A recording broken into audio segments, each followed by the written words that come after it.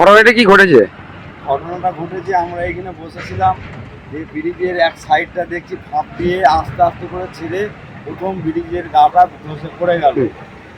20 মিনিটের মধ্যে ব্রিজের মাথাটা ভেঙে আবার নিচেই একদম গড়িয়ে পড়ে গেল। মানুষজন ছিল, কারো কিছু ক্ষতি হয়নি। এখন এই অবস্থায় সব গাড়ি এখন কি যান চলাচল মোটামুটি বন্ধ আছে?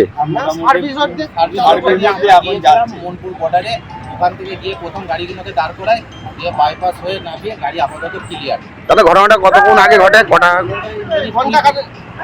আধ ঘন্টা আগে ঘটেছে। এইখানে সিভিলরা ছিল, ওরা সঙ্গে সঙ্গে রোডের ওপরে উঠে গিয়ে গাড়ি সাইড করে অন্য দিকে ঘুরিয়ে দিয়েছে।